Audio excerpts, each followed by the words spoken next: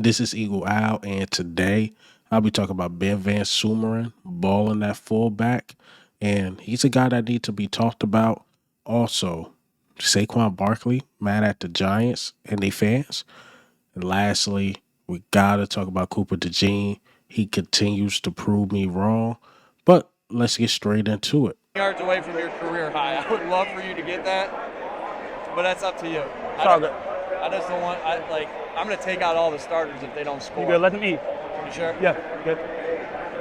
You sure? I promise. I'll listen to me. I want you to do it if you want to do it. It's all good. I'd rather see the young boys eat. All right, man. So before we hop straight into it, I got to talk about some news that came out today, just a little bit about the Philadelphia Eagles.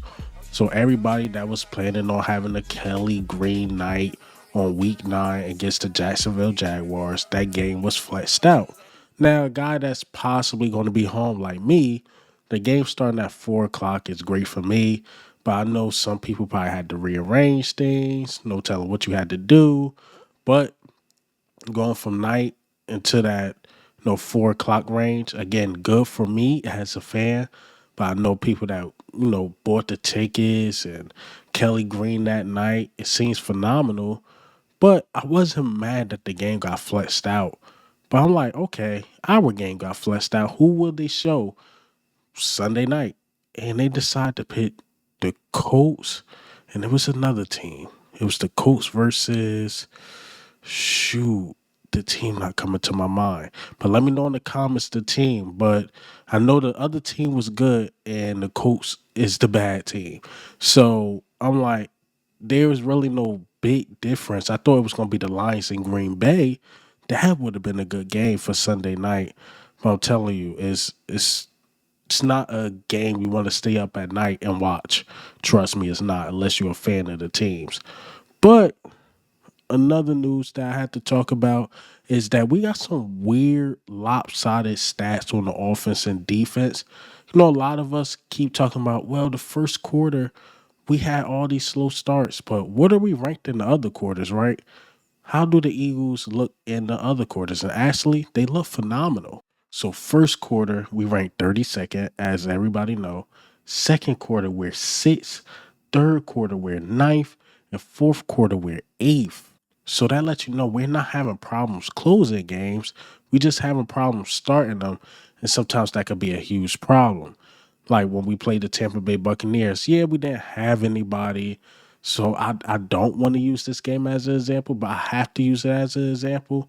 Like I think Tampa Bay started the game 14-0. 14-0, something like that, and we couldn't catch up, and it made us so one-dimensional because we couldn't get off to that fast start. Like, you got to think of teams like the Lions. The Lions are legit contenders.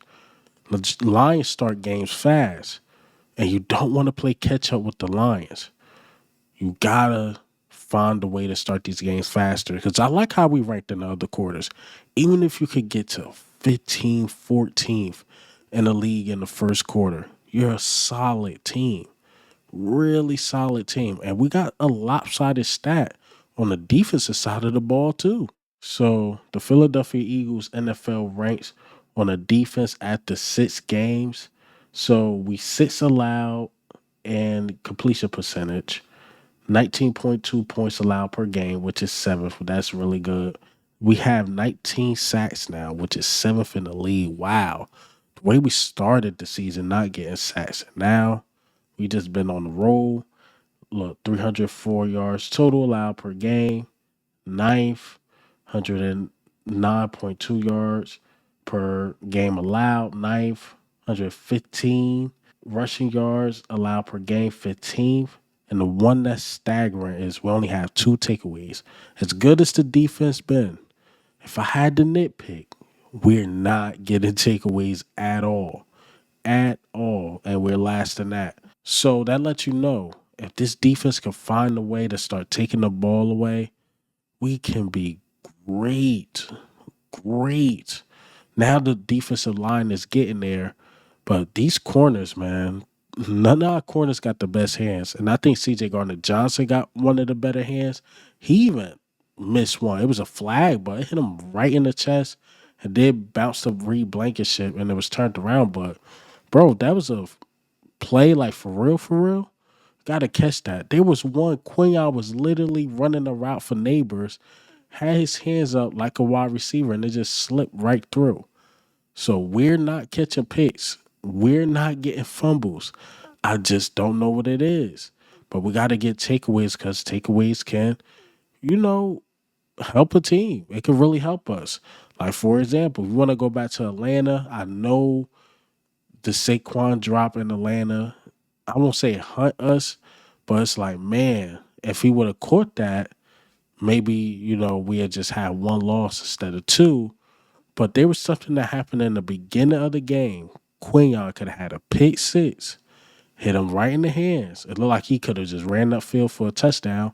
He dropped it. And that was one of Quinyon's biggest knocks coming out of college is that he don't catch picks. He don't have the best hands. I mean, safe to say that's why he played cornerback, but come on, man.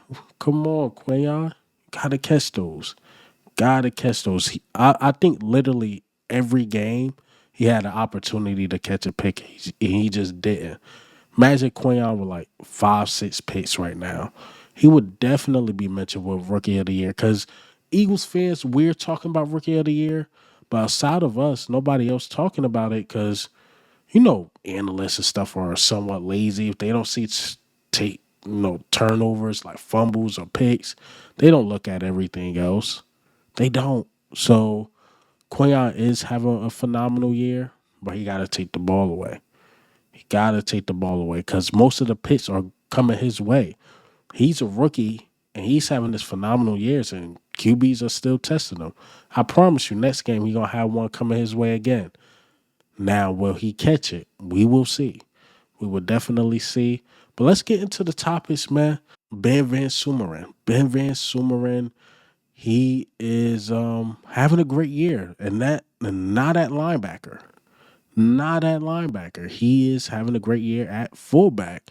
And let's let Baldy break it down. A wrinkle for the Eagles offense today. Ben VanSumeren, the backup linebacker, had an offset fullback.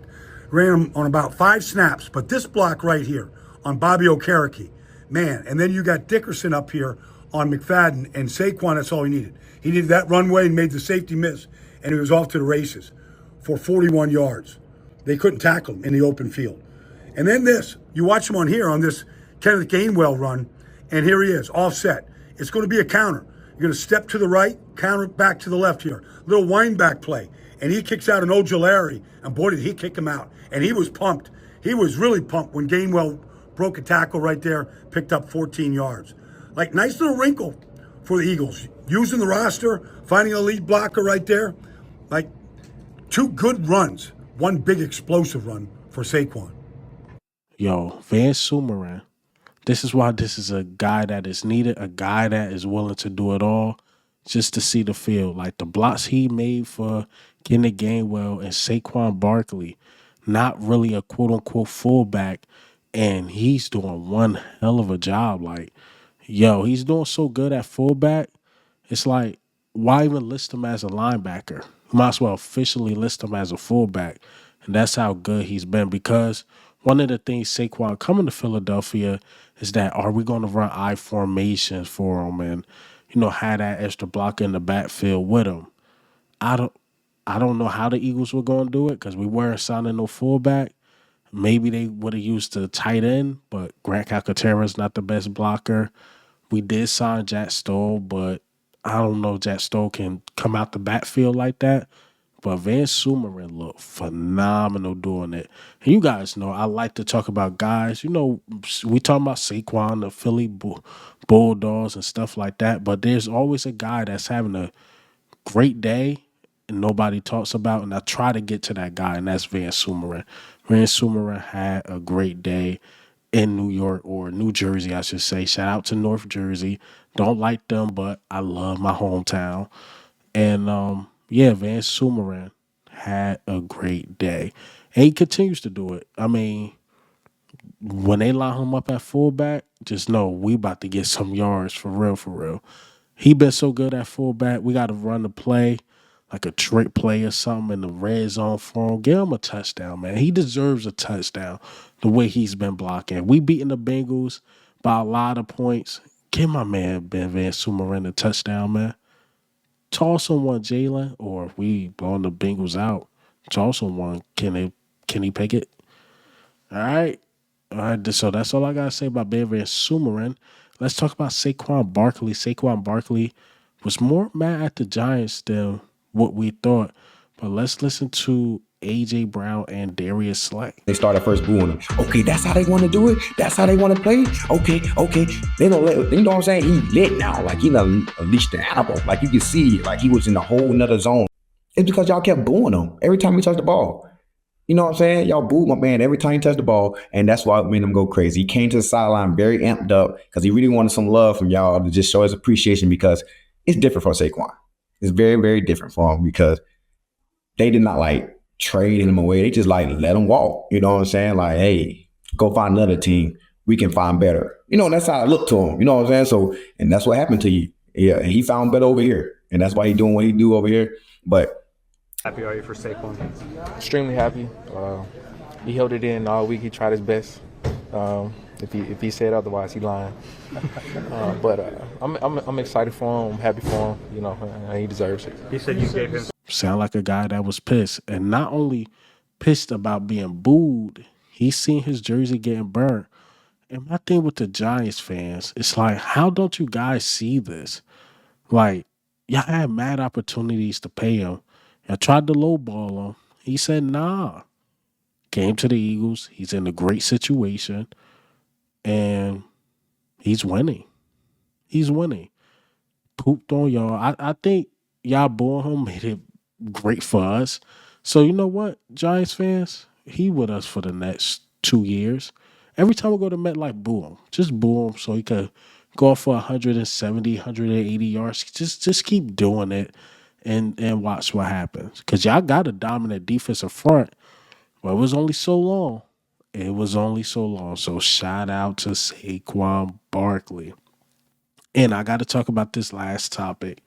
This last topic is Cooper DeJean keep proving the Eagle Owl wrong. He continues to prove me wrong. Now, according to PFF, he was in that top 5. And even with my eyes, Cooper DeJean, he added another element to this defense. Because remember, before Cooper DeJean, the weakest link was Avonte Mattis. We like, Avonte Mattis is missing tackles, this and that. Cooper DeJean, man, he cleaned all that up. But let's go over the PFF top 5 Eagles. So the highest graded Eagle, week 7 versus the Giants, is A.J. Brown with 89.4. Not surprised by that. But I was surprised to see Cooper DeJean second because I thought it would be Saquon. He had an 86.3. Thomas Booker was third with 85.9. I definitely seen him on film. Saquon Barkley, 84.3. And the last one surprised me in the top 5 is Milton Williams with a 78.7. The reason why I didn't see Milton Williams too much, and you guys know I love Milton Williams, so I got to watch the film to see what he did, unless I was just completely missing it and so much other things were happening. Based on PFF grader, Milton Williams had a great day. So I have to watch it. I have to see it. And Milton Williams keep proving why he should get paid. And I don't want to talk about Jordan Davis. I'm not going to ruin this moment talking about Jordan Davis. It's my God, man. Like, literally, all our defensive tackles are starting to look better than Jordan Davis. But we're not going to talk about that. We're going to stay on the positive side. Cooper DeJean, again, continues to prove me wrong. He continues to play at a high level. It's like, I'm looking back at that take like, man, that was a bad take. Because the only reason why I just thought Cooper DeJean wasn't going to be ready, and I'm like, man, you got to find a way to get Isaiah Rodgers on the field. But overall, man, Cooper DeJean has been ready. Mind you, the past 2 opponents, this is what people are going to mention, has been inferior opponents. You got to think it was the Cleveland Browns and it was the Giants, but you only could play who's on your schedule. Now, let's see if he can have that game against, a top offense like the Bengals. And if he can, yeah, man, Cooper DeJean might be the real deal. He was that missing piece at slot. We just need all our guys to stay healthy, God willing. But Cooper DeJean, again, continues to prove Eagle Al wrong. And I'm happy he's proving me wrong. I'm happy. You know, a lot of you guys think like, oh, when I'm wrong about a take and it's something like this, y'all think I'll be mad about this? No, I'm an Eagles fan. And Cooper DeJean working out. He's working out. Because remember, I wanted Edgerrin Cooper for the linebacker problems. But Nakobe Dean, somewhat been up and down, up and down. But if we could keep Nakobe Dean up, then hey, maybe we didn't need a linebacker overall. Or after all, I should say. So that's all I got for you guys today. And hey man, what do you think and how do you feel about the news today? VanSumeren, looking good. Cooper DeJean, like I said, continues to prove me wrong. How about the stats I went over about us being so lopsided? Will we be able to fix that? We will see. Saquon Barkley, mad at the Giants, but it's time to move on. Get ready for these Bengals. And this is Eagle Al, man. I'm up.